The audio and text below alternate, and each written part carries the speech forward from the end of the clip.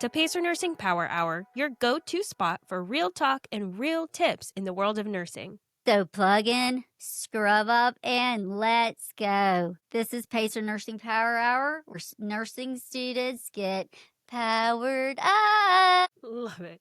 It's seriously going to be my favorite part every single time. I know I said it before. I'm glad I started doing it. Yeah, so you're just born to be a podcaster. Obviously, I'm not a singer. I think I am. I mean, I sound really good in the car. Hence why we podcast. We don't sing. So what's been happening this weekend? I mean, I haven't seen you. That is shocking that I haven't seen you. At all. At all. Like, you legit ghosted me yesterday. I felt bad. When I looked at my phone and went to text you this morning, I was like, wait a minute, I missed a pool day. We didn't go anyway. But I'm super excited about today's episode. I know. This is going to be good. I really like this topic. In fact, Claire and I were talking about this last night. Really? Yes. It's so hard for someone that's not a nurse, has never been in nursing school, to understand what nursing students go through. It's just totally different from any other degree. Aside from med school. Yeah. But on this campus, and in general speaking, for a baccalaureate, you don't expect something to be so intense. And I would even argue, there's going to be naysayers, but I'm going to argue that this, like nursing school, I'll say across the board, is different from medical school, maybe even more difficult in the aspect that we're meshing clinical and curriculum all in one. When medical students, they do all their curriculum, and then they're like, okay, now we can go into practice and start doing all the hands-on stuff. That's an excellent point. And it's hard. That's the an excellent management point. In 2 years. Yes. Basically 5 semesters. Yeah.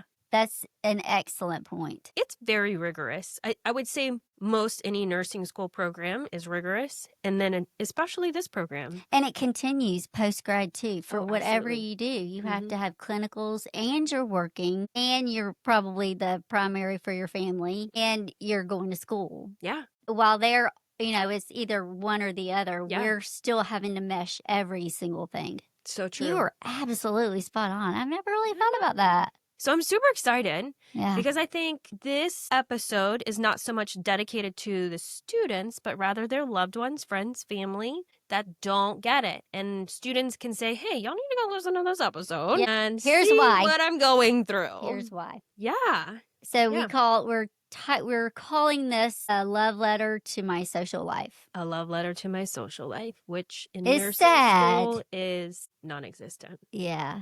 But okay, so before everyone tunes out and says, let's just preface this by saying there are some really phenomenal moments that you do have time to have some fun. In fact, I encourage my students during, a break or whatever, just take one day, one night, one day, and just binge Netflix, do something. Yeah, so it's not all bad. Okay, so this is real nursing. This is what we're doing in school, and it's hard. And it all comes back to time management, but we're going to get into it. So I think we should start explaining to the loved ones, what does a nursing student schedule look like? Okay, but for the first 2 years, essentially. It's different. It's different. That's a normal college schedule. You're in classes. You may have some labs, but the labs are 2-4 hours? Maybe, yeah. I don't even know anymore. Not Can't remember. extensive. Exactly. You don't have extra fees. Right. And so it seems we get comfortable, or as parents, I would think. Now, again, I was the last of 4, and my parents, I had to call them. They never called me. Whereas I bugged the snot out of my children. Lose your train of thought. I did. Again. Okay, so we get comfortable, and they think, okay, this is what their life. It's a little bit. I have to keep up with what time their classes are, but they'll be home for dinner more than likely, or we can go to Aunt Susie's wedding or whatever. So it really doesn't. They may have to study, but it's not to the degree. So, which that is technically pre-nursing. Yes, otherwise called general education courses. Gen ed courses, pre-nursing. Most students haven't been accepted into the program. Right. So they're essentially fighting for their spot to get into the nursing. A competitive process. Yeah. Yep. So even though the classes may not be on the level that a nursing class is, you're fighting for your spot, and it's Mhm. very competitive. Yeah, so you're totally right. Those first 2 years, you're 3 semesters essentially, Mhm. you're warming up. We're in the preheat phase. Yeah, it's a honeymoon though, because you're Uh-huh. thinking, I can do this and I have spare Yeah. time and I don't have to be at school from, Mhm. 8 hours a day. This is fine. Yeah. I can go home, take a nap. I mean, literally, that's Mhm. how my youngest Katie chose her classes, depending on how much time she The could nap have. time. She'd nap, yeah.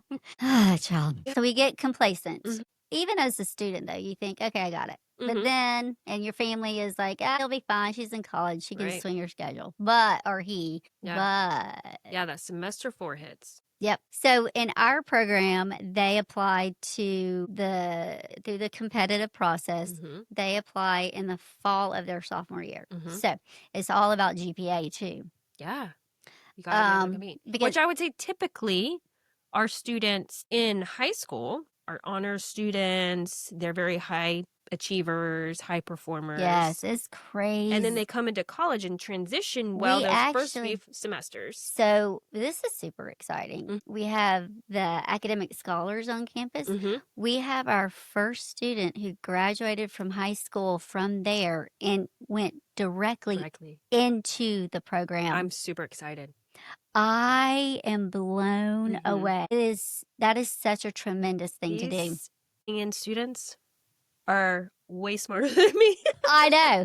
I need to study more just I to keep know. up with them. Yeah. I'm a little like, Like, oh, hey. okay. Oh my gosh.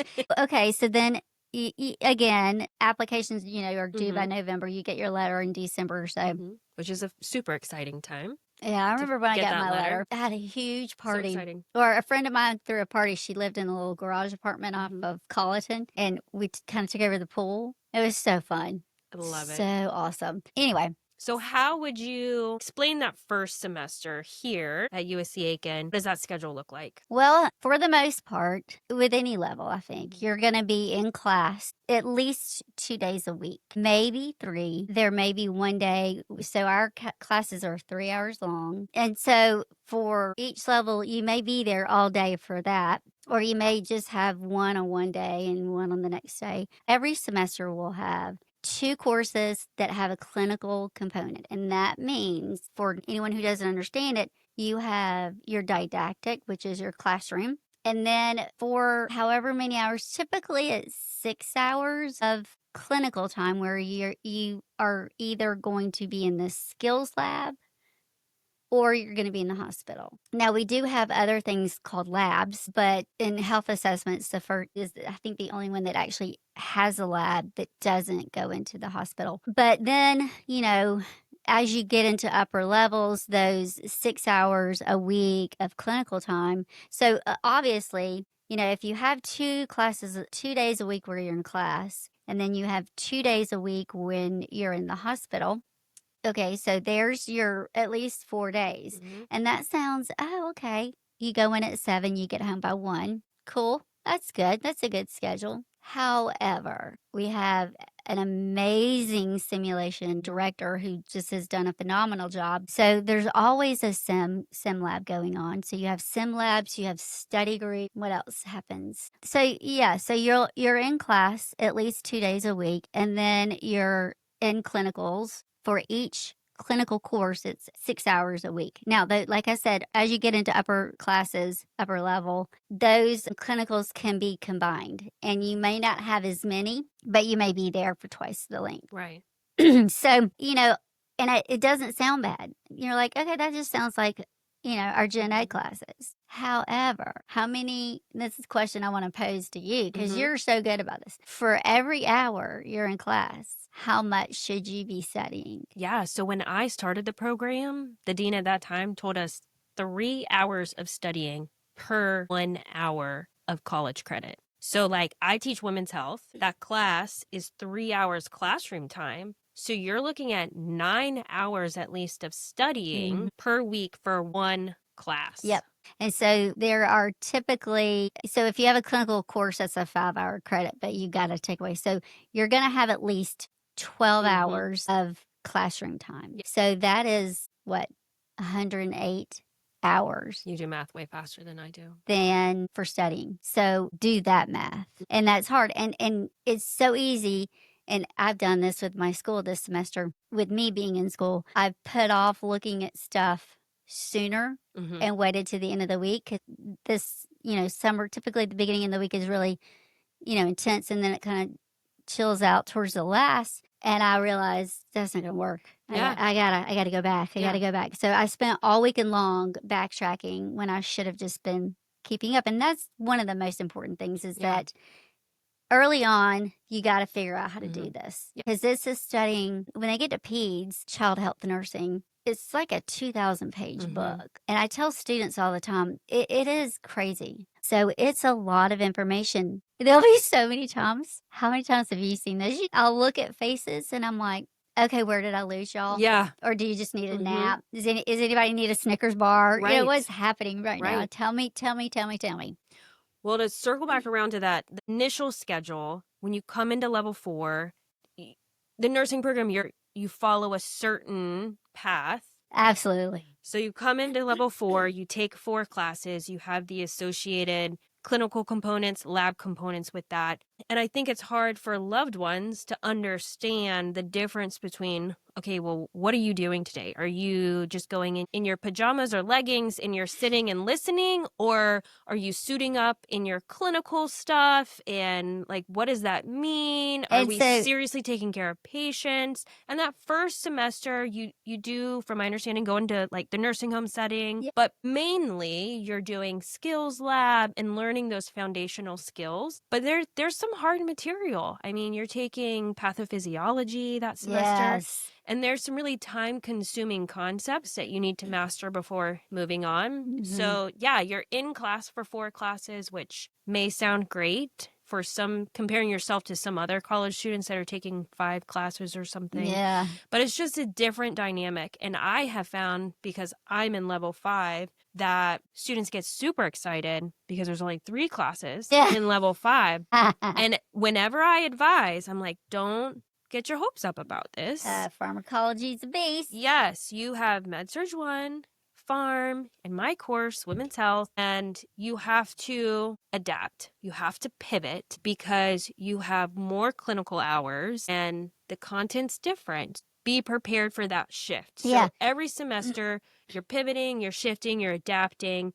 And I think that's different from other schools or departments because you kind of find your rhythm and you find out how you study. And I found that when students step into the nursing program, those study habits don't necessarily work when it comes to NCLEX style questioning and the material that we present here. It's just different. You have to be willing to adapt, which every nurse should be willing to adapt. You have to. You always have to pivot and change. If you don't, just you get another profession. It's used to like to say the ER was controlled chaos, but there was very little control we had over anything. And you have to be willing to embrace that. I forgot where I was, but I was doing a tour. I tell them, I'm like, okay, so tell me about your credits and about where I think they would apply. And then start nursing school. And I look at the parents and I'm like, okay, I'm going to tell you right now, I'm going to tell you truthfully. Don't plan any weddings, family vacations, because she or he is not going to be able to come at all. I can't tell you how many tears and desperate emails I've seen saying, my best friend's getting married in Mexico and they'll be missing 2 clinical days. And that's a big no-no. You cannot miss clinical days. So to explain why, to someone that's on the outside that doesn't understand, why is it hard for a nursing student to have that social life? We're calling it social life, but have those moments that they want to have. I mean, life doesn't stop when you enter nursing school. Why is it so difficult to commit to those You never know. Whatever level they're in, you never know what clinical day you're going to have. And again, those times could change. It could be a 7 to 1 or it could be a 7 to 7 shift. And so if you're in a level where you have a Thursday and a Saturday clinical, no, you can't do it. You can't do it. When I never understood that as a student, I'm like, well, you gave me a day. Why isn't there a schedule? I mean, just give me my schedule for the semester. But now being on this side of the desk, I guess, it was shocking to me how many times things change, even after the semester starts. Yeah. We are at the will of other The clinical facility. facilities. And that's what a lot of people don't understand is why are we not pumping out more nurses? That's great. We would love to, but you've got to have a clinical site, i.e. a hospital placement. We can't get in there. Every nursing school in this area, and we have 4. Yeah, you fight for spots. Fight for days. Yeah. And pediatrics and specialty units like women's health and pediatrics and psych. It's psych too. Extremely limited where you can There's go. only a certain number of hours in a day, and there's a lot of students to get hours. And I remember clinical being hours. on the hospital side of placement, and I would be the ones to say, okay, nurse managers, schools are ready. You know, we have X number of groups that want to do a clinical on your and so students right now waiting to do their final semester. When are we going to find out our preceptor? I'm like, I'm not sure the hospitals have even gotten the names of who they are because we're at the mercy of the facilities. For the RN to BSN program, there are so many facilities because, you know, you don't have to live in the area to take it because it's all online. But I have hospitals that say they can't do their 20 hours of clinical time because they're not an employee. We only let our employees do clinical. I'm like, it's observational. So they're really cracking down on that. So we're really at the mercy of these facilities, and students don't get that. And I'll say I submitted my clinical requests middle of spring semester. So we're looking at 7-8 months worth of time to get ready for the fall. And I'll say I think we're on our 6th or 7th draft of clinical groups and just shifting around and trying to adjust to get everybody's hours. Students just think it just happens. Yeah, so that's why we say no vacations, no holidays, because we can't guarantee it. Yeah. And missing clinicals is a big deal. Nursing schools also, their curriculum is guided by a certain set of standards. We have to comply with the State Board of Nursing. And they have to say, you have to have so many hours, but it's up to you how to do them. Right. And so we have to meet those standards of clinical. So it's not like we get to pick and choose. Right. We're not just willy-nilly out here. I know. We're like, let's just make it harder. I remember being at USC doing gen ed courses in classes of like 200 and 300 people. And then I got to nursing school. Never really found my people until I sat in nursing school the first day. My first course, my first day, I met my nursing loves. Yeah. And we're in a group text, my nursing loves, and it's Tracy Winchester, who has been at Prisma, which used to be Richland. Now she's celebrated her 30 years. How many people stay in a job at the same facility? Yeah. Like, it blows That's my impressive. mind. But yeah, she can't get out of friendship with me. And then Lachelle, we all went in very different tracks too. Lachelle, and then I call her Medina, but it's Elizabeth, and then Catherine. So they're my people, all got married. We went to each other's weddings, had babies at the same time. We did play groups. It's just, we're now going to each other's kids' weddings when we say we can afford it. Like, weddings are ridiculous. Anyway, so you find your people. And once you find your people, it's like a sorority. It or fraternity. really is. You just bond over the time that you're spending together because you're always together. You're in the same classes together. You move through the program together. You win together. You lose together. Those are the people you're venting to because your loved ones may not understand. They may not appreciate everything you're doing. And it's hard. It's hard. It really is, especially when they're going, I have this massive test. Gosh forbid if they have a test on Monday and then Tuesday. I mean, your weekend shot. Oh, yeah. And because they still have to do the clinical paperwork too. So that's another thing. It's not just going to clinicals. You have a good 6 hours worth of paperwork to do after. It's hard. It's because your time is really not your own. And you have to maintain an 80. That's passing. 79.8 or 79.9 doesn't count. We don't round. You fail. So that's a big source of contention. So you come into the nursing program, you have your schedule, you're in class 2-3 days a week, you're in clinical or lab, a couple more days a week.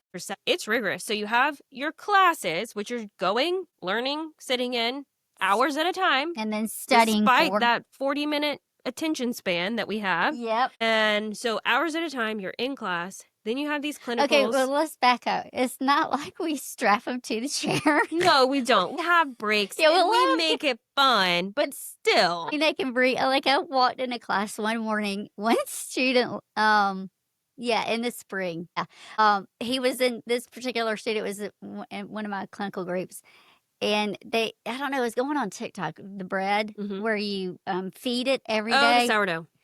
Okay, first of all, feeding something, I'm like, this is way too difficult. But they all got into it. Yeah. And so what's funny is that I saw this student the night before buying all the stuff at Kroger. And I was like, what you doing over there? I get to class, I walk in, and he's handing out like all these little sourdough loaves. Everyone had a container. They brought their own container. That's fantastic. I really wish I would have gotten one. I'm a little jealous. That's way too much effort for bread when I can just buy it wrapped. Yeah. I'm sorry. But it's better for you. It is better for you. I know. And to be fair, what he did make, holy cow.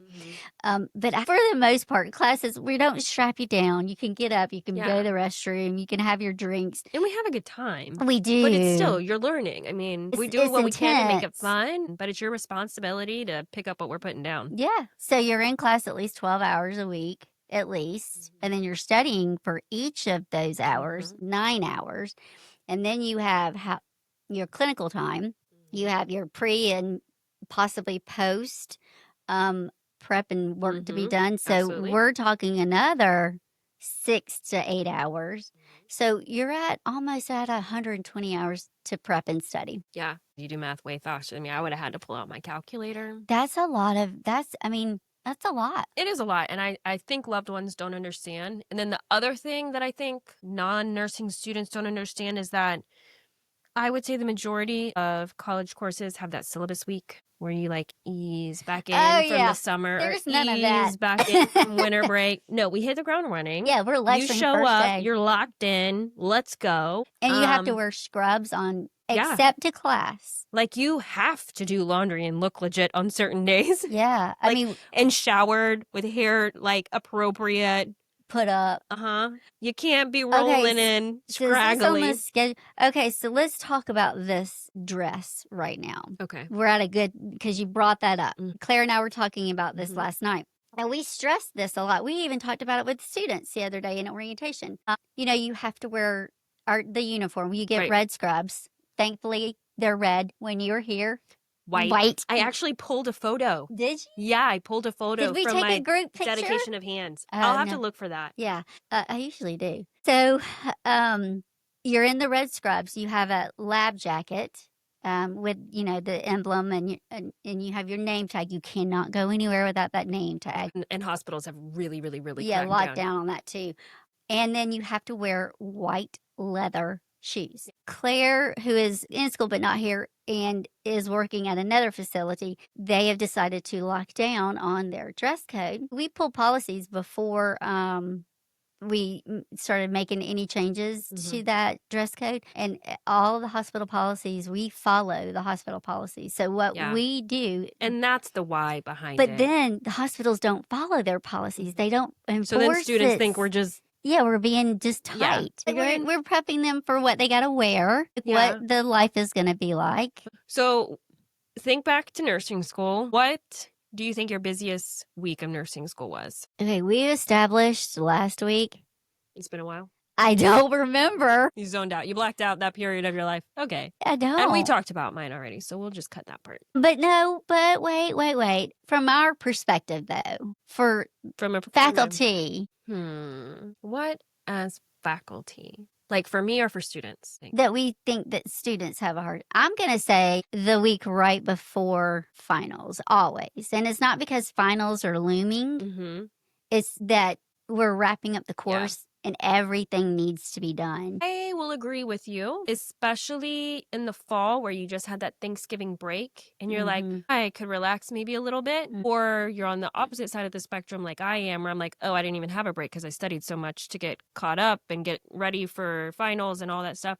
But I do agree with you that the last like week or two of the semester, all the projects are due, the papers are due, you have final, like not finals, but the last round of tests. And ATI, proctored exams. And that is my motivation to do 12-hour shifts, knock out those bad boys of clinicals. Because students that have clinicals at that time, it's just horrible. insanity. It's horrible. The first week, I think, not because it's starting, you start lecture right out of the get-go, right out of the gate. And then remember, in the same week now, you have lecture and then you have lab or clinical or lab. Then you've got to get acclimated to that. In addition, though, facilities are also making our students go in and do like 6 hours of their computer training. And then they have to go through modules too now. For sure. They have to do modules that the facilities they have to do. So we're talking a lot of other additional stuff that, is not our school related, but has to be done. Has to be done. Yeah. So that I think is a little overwhelming, and we don't prep our level 4 students enough for that. I really don't think anyone sits there. I mean, they have freshmen, they have that new student orientation day, but you're sitting in a classroom. And you don't grasp the reality of it. Until you've been through it and done it, you don't grasp the reality of it, how time consuming it is, how mentally challenging it can be, which leads us into our next topic of what the mental and emotional load is for a nursing student. It's constant. It's not forgiving. There really aren't days off, even if you don't have a clinical or a class that day. Just like we talked about, there's so many hours that you're spending studying that there really aren't necessarily days off. And that's if you manage your time well. If you don't manage your time well, then... And then let's throw in if they have a part-time job or absolutely. Non-traditional student and a parent. Yeah. I have mad respect for real for people like yourself. Thank you. Who had a baby during all of this madness. Not recommended. Full disclosure. I don't promote getting pregnant in nursing school, but it can be done. I am proof it can be done. Don't let anything stop you. I had 2 students. We'd come back from fall break, and I had a new group in January. We came back from Christmas break, and so I was in level 7, so they've had, they've been with each other for now a year and a half. And so they all know each other. And we're sitting, and I always have them tell me something fun, personal or whatever. It's up to you to choose how deep personally you want to go. Not 1, but 2 announced to their friends, more or less. And guess what? Well, that also goes to show you how close knit you get in this program. Yes, they wanted it to be a big reveal and they, like, I had to go, wait, what's happening? Because they had to catch me up. There's that bond that and again, like and I always go back to my nursing lives. It was that bond. We still remember.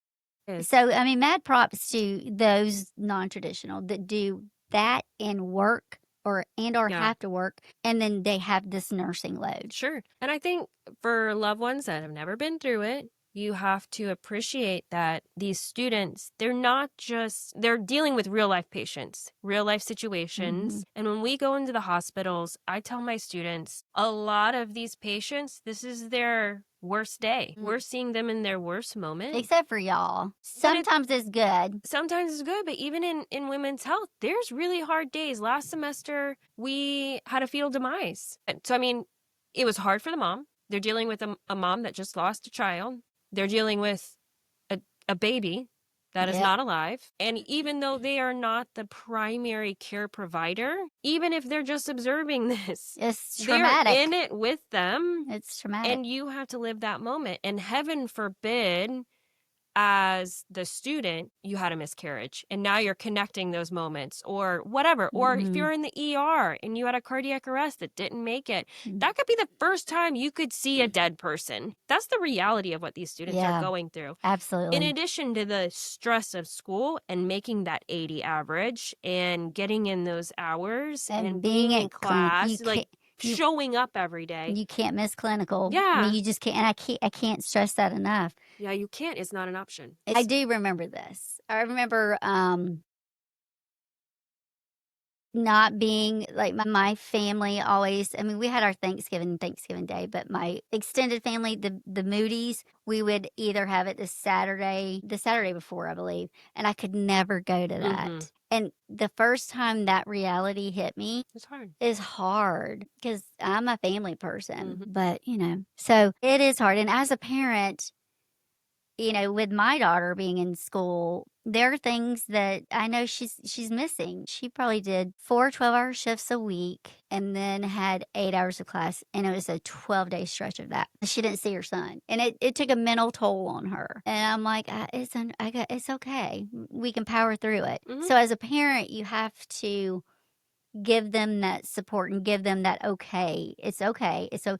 And she also gave me another lesson last night because now that she's dating, my heart, I love him. I'm not the first phone call when she gets in the car anymore. Mhm. And I said that to her, and she said, "Well, Mom, it's because when I complain about or need to vent, you're just like." Suck it up. You need to Yeah. finish. Austin doesn't know. She needs that empathy. Yeah, and I'm not giving She it goes to through her. it. And that's sad because, we always talk about nursing mothers. You have an arterial spurt, just get a Band-Aid and move on. So as a parent, let them vent. Oh, for They sure. need that unloading on someone. If parents, if one of you are a nurse or even a physician or anything medical, you understand. You've been there, you've done that. Let them vent. I'm like, oh, I'm so sorry. I really have been doing that. Okay, tell me what's happening. My best friend does this thing with me. For anyone that does Enneagram, I'm a hardcore 2. Okay? I won't even take time to explain it. But for those that do know what an Enneagram is, I know you're just going to look at me like I have 3 heads. So I'm just going to skip that part. But I'm a hard 2. So my best friend knows anytime I call her, she'll say, and we did this weekend, she'll say, what do you need me to be for you right now?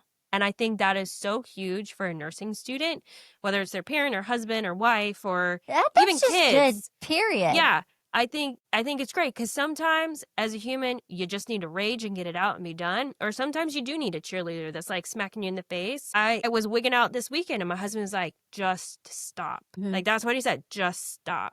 And I needed that in that moment. Like, okay, reality check. And then a couple days later, talking to my best friend, what do you need from me? And, do we need to rage? Do we need to just mentally power through? What do you need in this moment? And I love her to death. Obviously, she's my best friend, but I think that's good advice for nursing students. Ask them, what do you need? Do you need to vent? Do you need to cry? I can be whatever you need. Do I need to come dust your furniture for you? Exactly. What do you need from me? And I think that is huge for nursing students to Knowing just that be able to support. and have that And support. it goes back to that conversation we had. What was our favorite moment that I totally went off script for? What was our favorite moment during Yeah. the day of graduation and pinning where we hear the parents? It goes back to that. Yeah. It's that village for them. My heart literally just wants to explode when I see a student that doesn't have a village. And I do everything I can. I mean, I will do anything I can. And I think that's something that's huge about this school in particular is all of the faculty is part of their village. Each individual student's village. We show up for them. We cheer them on. We have open doors constantly. We have tissues if that day they need to cry. I mean, I even have students that will come to me and vent about a totally different class or a totally different Something happening in situation. life. Yes. And I think it's just like your daughter where they know if they go to that professor, they might get that, okay, suck it up, buttercup, let's do this. And you can, and here's the study tips, and here's the test taking strategy book, and here's this. But then they run over to somebody else's office that they've bonded with as a professor and student, and then they just let it all out and cry. And I think they're doing that because we are a village for them. And I think that's so cool about this. And we're school. approachable. There's not those schools that have, I mean, our max class is 55, 6. I can't remember the exact number. And we're limited by physical space. Seats in a classroom, yeah. Yeah. But I prefer us not being what I call a nurse mill. For sure. Because it creates that atmosphere. For sure. I don't even remember where our faculty offices were when I was in nursing school, yeah. much less go. Yeah. If you went, it was bad. Yeah. It was so bad. Yeah. But I love the fact that I had one that graduated recently who was still in where her parents lived, which was in Texas, and she was FaceTiming me. And her sister looks around to see, and she's asking me all these questions. And she looks around, and her sister's like, "Who is that?" And the student was like, "Well, this Professor Kennedy." And she goes, "You're talking to one of your professors?" She's like, "Yeah, Oh, I love it. she's my best friend." Yeah. Who's not best friends with you, really? Yeah. There are people Yeah. that, like I said, don't like small, loud, and aggressive people. They just don't know how to embrace it. That's when they have internal problems with themselves that they can't embrace you. Somebody told me I was like my chihuahua. Oh, yeah. We are soulmates. I like it. Yeah. Okay. So parents, that's what our suggestion. And then friends too. Don't call and go, "Hey, we're flying to Cancun this weekend." That's not going to happen. That's not going to happen. Be that friend and understand. Take them, bring them back something, Yeah. or understand that they are drowning Yeah. probably, and they need you to be there for them. So, For sure. Well, I also want to give advice from the student side of it too. You constantly have to say, "I can't. I have clinicals," or "I Yep. can't. I have class," or "I can't. I've got to study." And you almost feel like you're a broken record telling your friends and family these things that are still living their lives outside of nursing school. And I want to tell the students it's worth it. I can honestly say that through nursing school, it was the hardest grunt work I've ever done study-wise, academic-wise in my BSN program, and it's worth it. It got me a lifestyle that I love. It's led to the family that I've always dreamed of. Mm-hmm. I just can't speak highly enough. There's something for everyone in nursing. And as long as you commit fully during this time for a couple of years, if you can wholeheartedly 110% commit, it's worth it. And you can have the dream life you've always wished for. Let's just define for everyone why it's so intense. And a lot of people forget that it's designed. It has to be hard because you are really going to be life or death for somebody. Right. Absolutely. By yourself. Yeah. I cannot stress that enough. And again, just like you said, you're right. Medical students get their med time, their school time, and then they do clinical time or their residency. We're doing it all in 2 years. It has to be hard. Mm-hmm. It has to be. It does. I mean, you're going to have real lives in your hands. And I had someone tell me in my NP program, I was doing the board prep for my NP program, and the guy teaching the board prep class, he said, "I'm sure y'all are all going to be great nurse practitioners, but I don't want you to be Googling something while I'm having a massive heart attack. I want you to at least have a little bit to pull from the forefront." And it was just so funny. And it's so true. I mean, we can find anything online, Exactly. But when someone rolls in having a massive heart attack, you don't want to be Googling some algorithms. You need to be on it. And that's what nursing school is all about. And I would suggest to students, try your hardest not to feel guilty about missing your best friend's birthday or a baby shower for your cousin or something. Mother's Day, being able to travel home. These people, your true loved ones, your true village is going to show up for you. So don't feel guilty. Prioritize yourself and that life you envision for yourself, because this nursing career is going to do it for you. Yeah, cut yourself. I always say this to students all the time. Cut yourself some slack. Absolutely. Show grace to yourself. Absolutely. Because it's hard. And is hard. You cannot do the guilt game because you're investing in yourself because nobody else is going to do it for you. For sure. I would also find ways to take care of yourself, mental health, physical health, and also find small ways to still connect yourself to your village. My best friend and I, we found an app called Marco Polo. Have you heard of this? No. Okay, so Marco Polo is like leaving voicemails for each other, but they're videos. So, I mean, I could be doing the laundry or washing the dishes and be like, "Hey girl, how are you? Oh my gosh, All right, I need that. Stella's pure chaos right now. And I know you can't answer your phone because at that time, the reason we got into it was because she lived on the other side of the country and our time zones were just completely off. We could never find a time to get Connect. together. Is And this the one that was in Utah? and Gotcha. in Arizona, yeah. And then you throw in how Arizona doesn't follow daylight savings time. I just found that out. I could never figure out what time of day it was for her. Marco Polo was a savior. It kept us connected. And I would say use something like that in nursing school. They can drop you a voicemail, say, hey, I'm thinking Can you about do it like a? I love and you can that. pick it up wherever you left off. But everyone has to download this app. Yeah, it's called Marco Polo. And no, they are not sponsoring us. I just had really good success with keeping up with my friends. Well, Lisa does something similar. Professor Simmons, she does something similar with her cousins that live in Mississippi, I think. They leave each other voice messages all the time. Always. Yeah. That's how they stay connected that way. For sure. And you need that anchor sometimes. Yeah. Yeah. Wow. So I would suggest doing something That's a good idea. That's a good idea. But also taking care of yourself. Time management. I mean, we just told you it's hours and hours and hours of work, but also take that 30 minutes to take a stroll, take a walk, take a break. It's amazing. I really did because, you saw me struggling to get up that hill at your house. Started to I wanted to go walk this morning, but I just couldn't get out of bed. It's amazing the endorphins, how much you dread, like you don't want to do it, but you feel so much better. Few tips for students. I've said it probably 1,000 times, but time management. Use whatever calendar planner system that works for you. If I have to use an electronic, and I think you're a paper person, right? No, I'm electronic. Okay. But there's so many that are paper. It's like the candid, no one would send it out as a calendar invite. Yeah. And I would forget to put it on my calendar. So I'm definitely electronic because I always have it with me.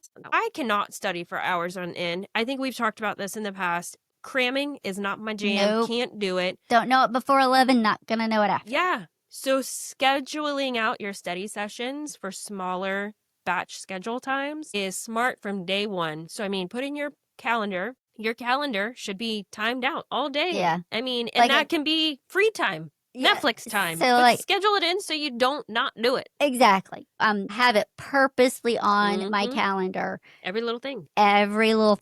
Yeah. And it gets done. I do that. And that's where I have been failing lately with my school because I had not plugged in my homework. So, yeah. So I sat down and took 30 minutes to put in every single thing. Yeah. Scheduling is a good thing. Yeah. If you can master the time management and the planning ahead, then you alleviate a lot of that feeling. If you can schedule out your study times and your clinical times, but then add in a 30-minute nap every few days, Okay, my naps are not 30 minutes. Yeah. Well, can't remember the last time I took a nap, but I have 2 small children, so. Yeah, you do. But yeah, there's sometimes just not enough not enough hours in the day. Sometimes I just need to do something physical too. Sure. So then, I mean, yeah, you listen to your body. If you need that energy outlet, hit the gym, take a walk. But if your body is screaming for rest, listen to it. I think that's super important. My husband will look at me and he'll go, okay, you've hit that wall. Go lay down, get out of here. Oh, that's a good husband. That's He a good shuts husband move. the door. I don't want anyone to come away from this and be scared. And for those of you that are in school or have recently gone through or about to go through school, feel free to comment and give us some suggestions because things have changed even since you've come through. Oh, yeah. Definitely. We've even made some curriculum changes this year or last year. Yeah, beginning this last year. So, it's a vastly different situation, but it's, like you said, extremely rewarding. And I said in our first podcast that I didn't appreciate. No, what was I say? I was more passionate about it once I graduated than I was going into it, where more people are so passionate about becoming a nurse. And I had it wasn't even on my radar. Going through the motions. But when I graduated, I realized I deeply had that passion. Oh, for sure. Yeah, and I still have it to this day. And I say the second that you lose it, go do something else. For sure. Don't need to be in the healthcare anymore. Yeah. At all. Definitely. At all. Okay. Now, so if you could write your best friend a note, flipping the tables. Okay. If you could write a note to your best friend, significant other, family, because you're very close with your family as well, extremely close, about your nursing journey, what would that say? Well, I am fortunate enough to have a very supportive village, and I would want to thank them. Thank you, mom, dad, brothers, husband, kids. I went through school with kids, and they have all made sacrifices for me throughout this time. My mom is a huge help with the girls. Your mom's amazing. Amazing. She's amazing. Yeah. Love her, cherish her. Oh my gosh. Can I have her? Yeah, I don't she have a would, though. mom She's anymore. just that person. She I'm an can't get orphan. it. I love your mom. I haven't met her. Meeting your dad was just a thrill for me the other day. Great. They're great. Because he hung the curtains. I'm like, okay, so bad. So yeah, I would first and foremost thank them. My husband's amazing and supportive, and my best friend, as we've already discussed, is amazing. I can't wait to and meet supportive. her. Yeah. So I'm blessed. So I would mainly want to say thank you for enduring this journey with me and listening to my tears and getting excited with me when I'm excited and sharing those moments with me, but also embracing me in my low moments. But I'm just deeply, deeply grateful for them. Yeah. Yeah, they're amazing. Yeah, mine are too. That's good. In my master's, when I was getting my master's, we had to do a capstone, final project, and they're like uber picky. I felt like I minored in APA 7th edition as well, and my poor students, it reflects that too, because they're like, but it got kicked back twice. Gosh. And to me, that was devastating. Yeah. Not that I failed, because it was not that kind of program, but again, projects do get kicked back. And you have a chance to improving it. Well, it got kicked back for the second time. And to me, I made my first 89. Yeah. Even though my average is like a 96 still in the class, that just is not. To you, it was a fail. And this is not, I wasn't this in my bachelor's program. I literally picked up all of my books, notebooks, everything, threw it in the outside garbage can, and then laid in my bed crying. Claire had gone like right behind me, didn't know she did it, but she got everything back out of that garbage can. Like she had to turn it on and lay it down and pulled out every single thing and put it in her room and just waited. And then when I finally came out of my cave, she's like, "You're not gonna give up. Here, do it again." So and those are just a small, every single one of my family. Sure. My uncle was mad at me because I forgot to invite him to something that I was given an award for. And I'm like, I'm not going to say, I get an award, come, no. But that's how awesome they are. And then when I went to Albany for COVID and, was there for 6 or 7 weeks, when I came back, the first thing my aunt did was had a party, celebrating Mary Louise, and it was, and at that moment, in fact, another uncle, when I told him I was starting my doctorate, he goes, "So are you going to be a doctor?" I'm not a real doctor. I'm a doctor. It'll be a doctorate. He goes, "But will it be in your title?" I'm like, "Yes, sir." He goes, "Will you keep Moody in there? Because we don't have a physician." And they are like legit. They're like, They're "Hey, excited. you got to." I have a feeling a 57-year-old woman will have 20 people of her family in attendance, cheering and hooting and hollering. Because I am getting that. I am going through that. Yeah. I'm walking on that one. I didn't walk with my master's, but I'm walking for this one. Yeah, that's huge. It makes a huge difference in your experience. It's not going to take away those bad days, but it makes them bearable. I would say, is having that village. And if you as a student don't have that village, then I would say lean on your classmates, because they're enduring it too, and go to faculty and express your lack of village. That makes a big difference, because we only know what you tell us. Exactly. We don't go searching for you on Facebook. We only know what you tell us. And then once you trust us with that, we highly value that. I would say, I know I do, and I know you do. And we're going to cheer you on. We'll be at graduation cheering you on. We'll be there for those lows. Several texts checking in. Yeah. Tell me what's happening. What's happening? We still have one student taking his NCLEX, I believe, this week. Yes, the 16th. And, most of his family wasn't here. And he just kind of grew. I think you knew him too, because we all went to his commissioning ceremony. Just love him. And the fact that he invited all of us That to his was commissioning ceremony. really cool. Yeah, I mean, it's just like it was a cool thing, and Mhm. I was so proud. Yeah. This amazing. As a faculty member, and I'm like, it's okay. You got it. You got it. You got it. So I love that and I even still text. I keep my group text. Oh, from clinical? Yes. That's awesome. And I'll, in fact, I texted a group of them like the clip of our podcast. Yay! And they're all excited. So anyway, hang in there. Parents know that your children are in very good hands. They're not children, they're adults, but they're in very good hands. I try to make it a point when we do see parents during orientation sessions to really bring that back. And you've seen that. You've seen comments. The few that I've gone to, yeah. They really are appreciative of that.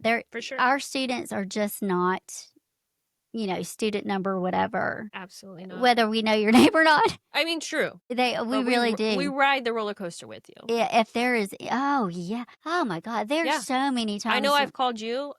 I called Dr. Edwards when, someone didn't do well on a test. Yes, it's painful it's like for us. I'm struggling. I come to y'all who have been doing this longer. How can I help, a student? How can I, engage them better? How can I reword this? So I think we as professors are always trying to adapt, because it's one of us and 50 of y'all to engage with and make it interesting and teach to and in your way of learning, and we want you to succeed. I think that's a huge thing with this faculty. All of us want to see our students succeed. And if they don't have family here, that parents know, like that student who parents lived in Texas, they love the fact that if I was the office that she came to if she needed anything. And in fact, when I, met them at Penning, that was one of the first things they said. And I loved it. Cool. It's a great thing. So we got it. We got you.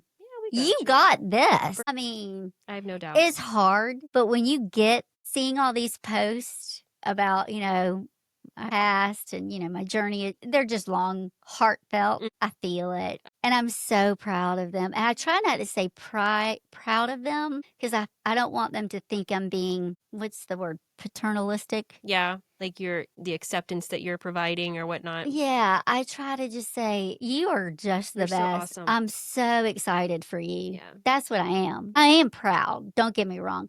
But they did it. I didn't really have anything to do with it. Yeah. They did it. Absolutely. And I'm excited for them. Yeah. Rock on. Awesome. So share this with your loved ones if you feel like they don't get it, or if you just need a little boost of a cheerlead that we've been there, we understand, and you want to listen to our perspective. That's what we're here for. Go follow, subscribe, like all the social media. Share. You can listen to our podcast on Apple Podcasts, Spotify, and YouTube. And then, of course, follow us on Instagram as we go through this journey. Yes, I know. We're trying to get you guys hyped up. Yeah. And we're excited about this. We are working on something extremely amazing for the fall, hopefully. It'll be this academic year, but we're shooting for the fall, right? Yeah. That is going to be just amazing. Yeah. So let's do it. Let's do it together, people. Yes.